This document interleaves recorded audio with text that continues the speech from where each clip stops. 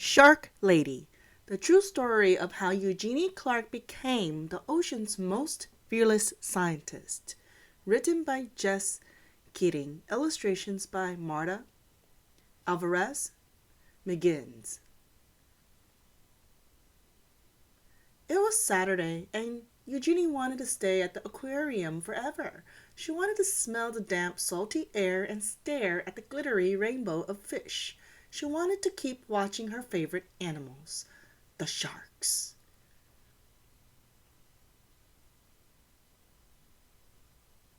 Eugenie pretended she was walking on the bottom of the sea. What would it be like to swim with her sharks? To breathe underwater with gills of her own? More than anything, she wanted to find out.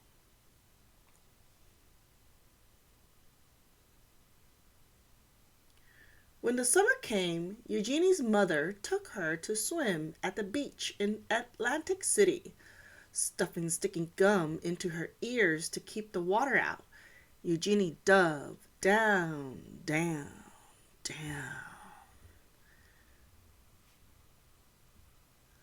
The salt stung her eyes, but she didn't want to miss a single fish. Constellations of sea stars speckled the pebbled sand. She imagined a silvery fin standing strong on her back, slicing through the ocean current. To others, sharks were ugly and scary, but Eugenie knew they were beautiful. As she glided through the cool water, she wished everyone could see sharks through her eyes. But the sharks were only in her mind for now. Eugenie decided to learn everything she could about them. So she dove. This time into bugs, whale sharks, nurse sharks, tiger sharks, lemon sharks. Eugenie wanted to know about them all. She also joined the Queens County Aquarium Society as its youngest member. Eugenie's notebooks filled with sharks. They swam in her daydreams and on the margins of her pages.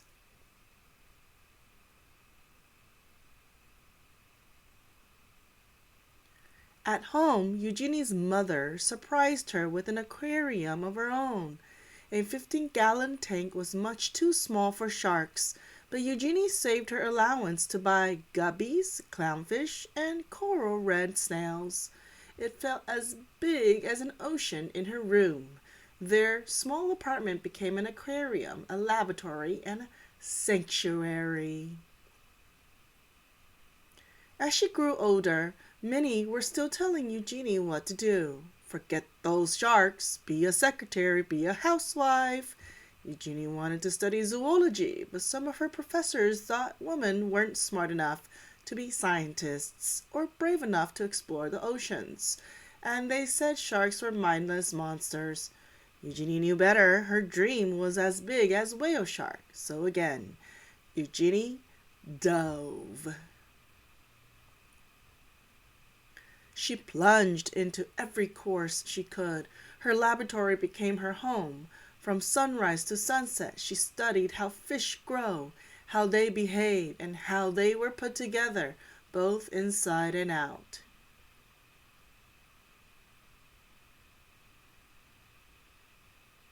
Despite all of the people who didn't believe in her, Eugenie was becoming one of the smartest students in her field. Even after she earned her degree, many still doubted her.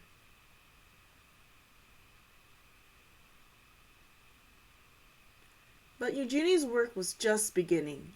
Eager to make discoveries of her own, Eugenie finally dove into the open ocean. In the Red Sea, Eugenie collected hundreds of fish, including 3 new species that had not been discovered before. Red Sea Endiver, Beardsenia pipefish, volcano triplepin. On a research mission exploring the Palau Islands, Eugenie was diving alone when she encountered her first ever wild shark. She wasn't afraid. Instead, she thought it was beautiful.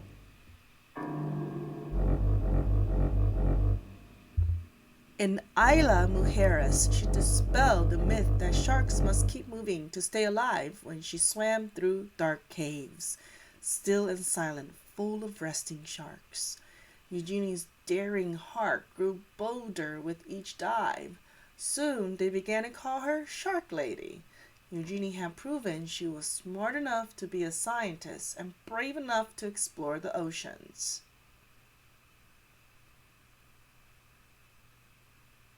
As her courage grew, she began to love and understand her beloved sharks more and more, but she never forgot many still believed that sharks were mindless killers. Because of their scary reputation, humans were hunting sharks all over the world. Eugenie knew that sharks weren't stupid or mean. She was determined to prove everyone wrong. Eugenie fished through her mind and devised a brilliant experiment. Could she train a shark the way a person trains a dog? Were sharks much smarter than anyone knew? They were. Eugenie was the first scientist in the world to train sharks, and even learned they could remember their training for at least 2 months after.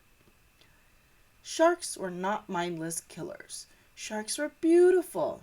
Sharks were smart. They deserved to be studied, protected, and loved.